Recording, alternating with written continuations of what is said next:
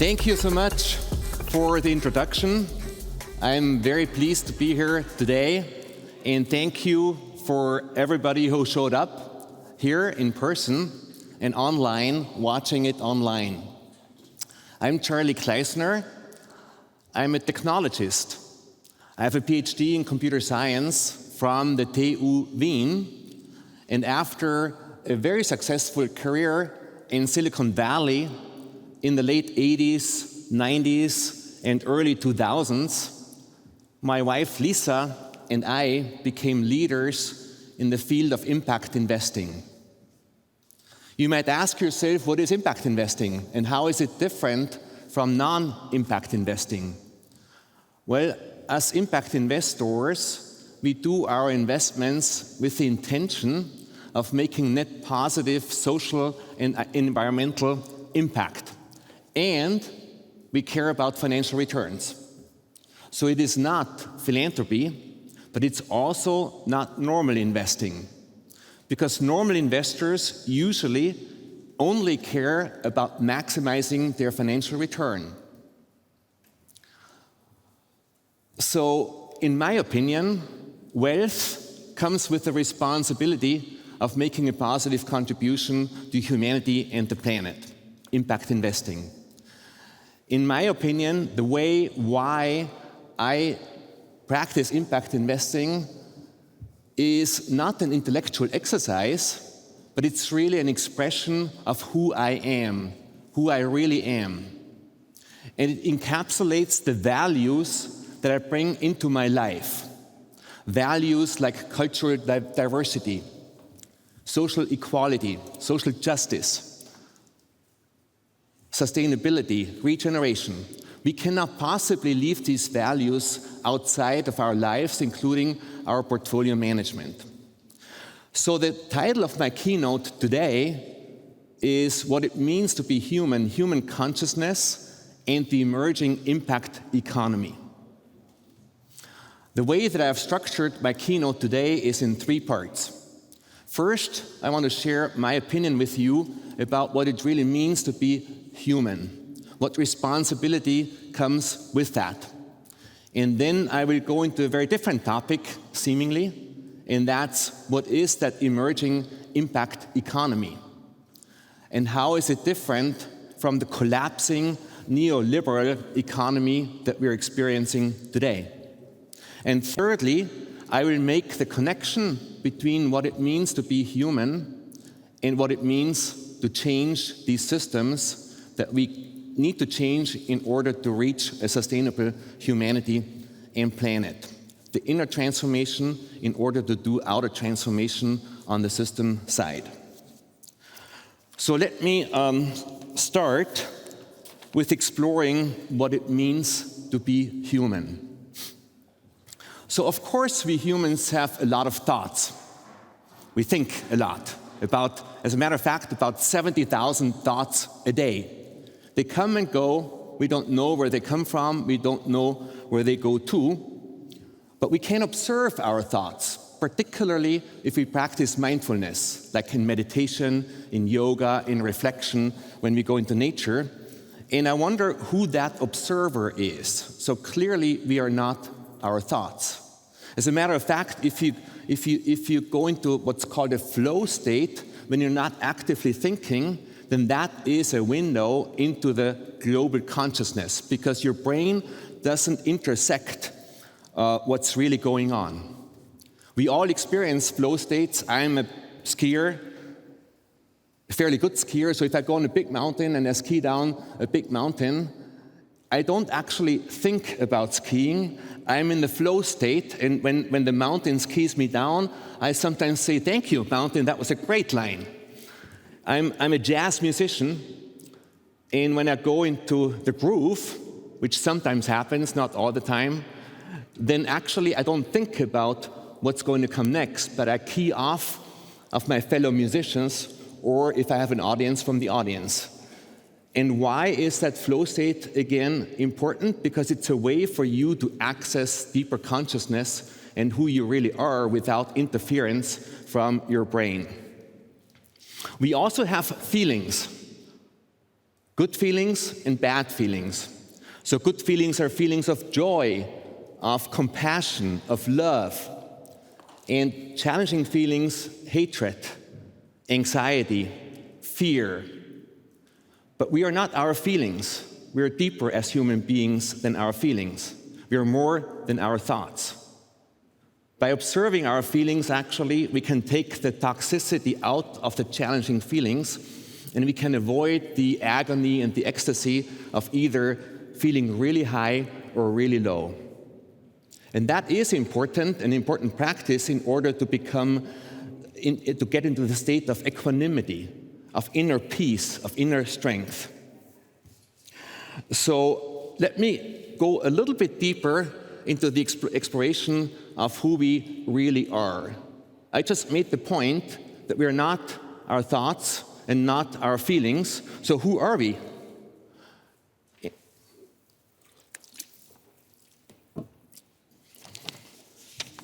So if I reflect on that, and I tell you a few tricks of how to go deeper in a second, then I realize that my life is actually an expression of who I really am. Not my thoughts, not my feelings, but who I really am. And the impact of my life is who I really am. Now, if I think about the trajectory for humanity and where we're going today, then I think that where we're going in the future is a direct expression of humanity's consciousness. And humanity's consciousness doesn't look that great today when you reflect on where we are and where we're going.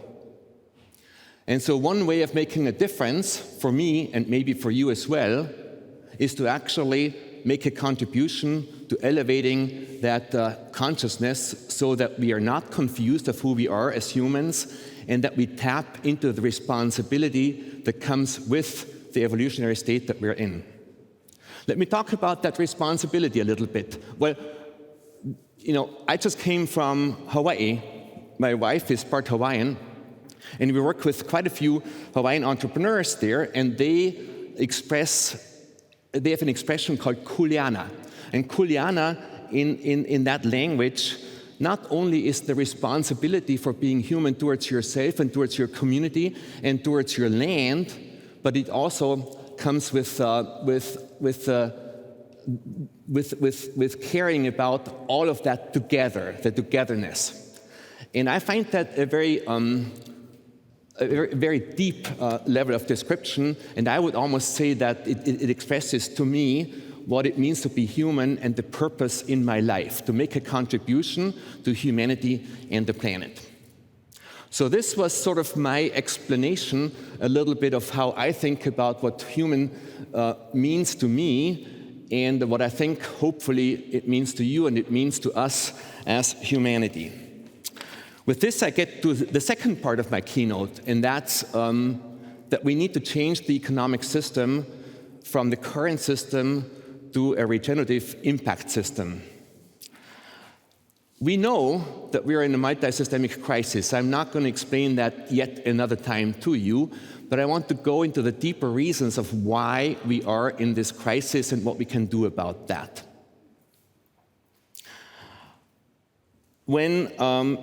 And I want to just talk about two systems that I think are responsible for being in that crisis, and that's the financial system and the economic system. And after I explain that, then I will thread the needle and bring humanity back into that transition. What's wrong with the financial system?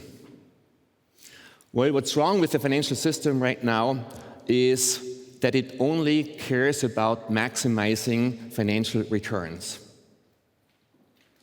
All the other concerns, like I talked about in the beginning of my keynote, like social and environmental returns, are not part of the financial system. They are externalities. They're not internal to the system. And that has severe consequences. Severe consequences on the design level that are the reason for extreme inequality, for instance, right? Because by designing the system like that, then it serves itself more importantly than the planet and humanity. Rich getting richer, poor being left behind. So unless we change that system so that it includes social and environmental and values and returns, we cannot expect a different outcome. I want to give you a couple of examples of what I do about that as an investor. For instance, I invest in the first social impact bond, which explicitly ties the financial return to proven net positive or net negative impact. In other words, if the net positive impact gets higher, I get a better return financially, and if it goes lower, I lose money. If all investments would work like this, then I would submit to you that we have changed the financial system. I'm a co-founder and investor in the emerging impact bank in Austria, the first impact bank in Austria, ALIA. The banking system is responsible today to finance the old world, to finance the weapons industry, to finance the old coal industry, and that is incompatible with my values. Therefore, why would I be able to work with an existing bank if they use my money to finance something that I fundamentally believe is wrong? Therefore, I put my money and my intellect and my time into co-creating an impact bank, an emerging impact bank here in Austria, because Austria also deserves an impact bank, not just Germany, Italy, and everybody else in Europe.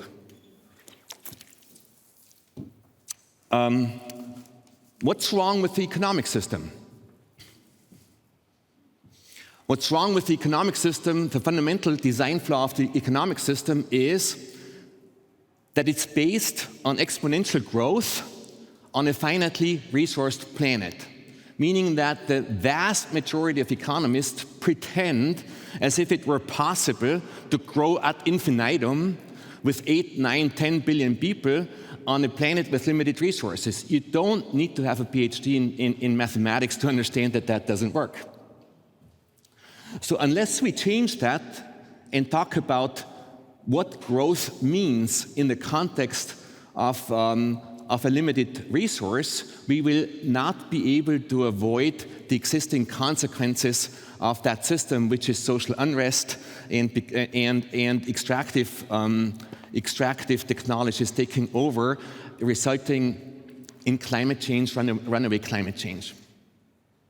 It's not the fault of the extractive industries that we're in this trouble, it's the fault of the design of our system.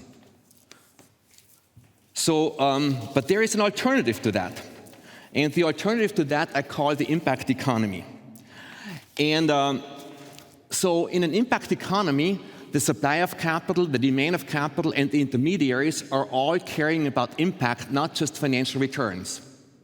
On the supply of capital, I'm a co-founder of Tonic, the global network of impact investors, private impact investors like us, and it's about $20 billion that's committed to impact, about 600 members all over the world. Unfortunately, only 6 in Austria, yet dozens of them in Germany, dozens in Switzerland. So I hope that I can inspire some Austrians to join that movement, and move away from the fear of losing money to the joy of making money a contributor to the new economy. On the demand side of capital, I'm a co-founder of many different accelerators that help impact entrepreneurs go to scale with impact businesses. The last one being in Honolulu, Hawaii, and now one in Western Austria. And then I also invest in intermediaries like the ALIA Bank, emerging ALIA Bank, or like Sonnen Capital and others. So we're actively supporting the emerging impact economy that I described before in order to participate and contribute to that change. So let me now put these two things together, because the question that I raised in the last 10 years for me is, why is it that we are not more actively changing the system, since we know the principles behind the emerging impact economy, like resiliency, like sustainability, like circularity, like regeneration, and so on and so forth? What prevents us from demanding that that is happening? And the answer to that question, for me, is not because we don't know what to do, but it's because we lack the awareness and consciousness to actually do that and demand that. Many of us human beings think that we are so special, that we are outside of evolution, that we're outside of the universal limitations and energies, and that gives us the authority to control nature, even so we are part of nature. Even intellectually, you cannot make the case that we're outside. And yet, that I think is the confusion that we need to get rid of in order to demand the changes that I was just talking about and align our actions with that. And I call that change from an economy to an economy with conscious participation the deep impact economy, systemic in nature and with a level of awareness and consciousness that's not human-centric, not anthropocentric. So let me go to my last point here and share with you a little bit how we get there, how inner transformation and outer transformation, how who we are, how we show up, our consciousness relates to the system change and changing the financial system, the economic system, and all of that. And it actually goes hand in hand. Even, this is not a spiritual concept. Even Einstein, in the terminology of Western science, has proved that the observer is actually influencing the observed by observing it, right? So we're all one, it's all interconnected. And yet, if you actually only worry about the outer world, about changing the systems without also thinking about who you are inside, then you lose that connectivity, you lose the grounding in the Kuliana, who we are, how we care about our land, our people, and all of that. I am a super planner. I was an executive in Silicon Valley for 15, 20 years, and I always thought in that time that I controlled the outcome of my excellent management capabilities, but it is not true. When I learned how to actually listen to my intuition, when I learned how to look out into the emergence of what happens, then I saw things that I could never imagine because my brain is limited, like I talked about before. And by paying attention to that, by actually caring about not just planning and directing and being attached to the outcome, you influence the system that you participate in. If we only sit meditating, I was kind of distressed about 20 years ago when I thought about making a contribution, doing my inner transformation, that I would have to become a monk, sitting in meditation all day long. And I'm an action-oriented person. I'm an entrepreneur, and I was delighted and elated when I found out that even the deepest spiritual traditions on this world acknowledge that there's a path to enlightenment that is action-oriented, because that's my path. But the actions that we take have to be non-ego-based and detached from the outcomes. Otherwise, the magic doesn't happen. And so if that happens, then you have a symbiotic relationship between the things that you try to change and you show up differently in order to change them. Just think about how it influences you to make it more concrete. I'm a mountain person, so when I go in the mountains, I actually feel like I'm part of the mountains. Nature does that to you if you get outside your brain, right? When I go into the slums of Mumbai, that experience does something to me. I don't just walk through and then go away and it doesn't affect me. And so that's what I'm talking about, and we're not alone anymore doing that. I co-founded the company called Twist. Together, we invest in systems transformation, and there's about 100 of us doing system change. I'm trying to change the system in Western Austria from an extractive alpine region to a regenerative alpine region. We cannot do that top-down yet because the politicians and the power structures don't understand what I was just talking about yet, but they will. So right now we go bottom-up. I've co-founded the Impact Hub Tirol. I've co-founded the Pioneer Impact Program. I'm co-founding the Impact Academy in order to educate the investors. I'm co-founding the Alpine Impact Days in order to elevate the consciousness of the bigger population, such that we together can actually achieve an alpine region that is in synchronicity with sustainability and regeneration, as opposed to extractive mass tourism and the consequences of that. So with this, I want to conclude first by recapping what I tried to express. We are in a multisystemic crisis.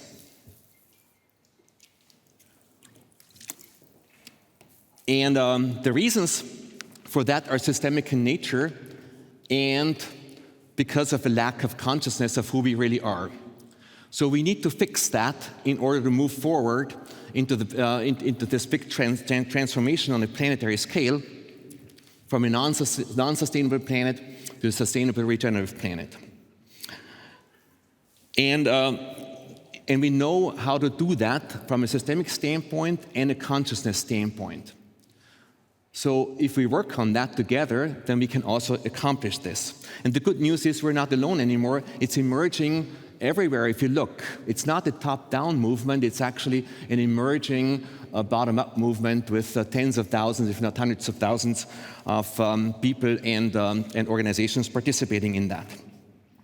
So my ask of you today is that you think about that you reflect on that you go inside with whatever practice you have and see what kulyana, what responsibility comes up for you. The choice is yours. And when you do that, please remember that you need to challenge the status quo. The existing systems don't serve us. We need to change them, and we need to change them together. I want to end with a quote from Steve Jobs, whom I worked with for 4 years in Silicon Valley. And he said, "We are here to put a dent into the universe. Otherwise, why else are we even here?" I will be exploring some of these topics later this morning at 11 o'clock in the garden area out there with Natalie, and I look forward to doing that. Thank you so much. It has been a pleasure and honor to be here with you today.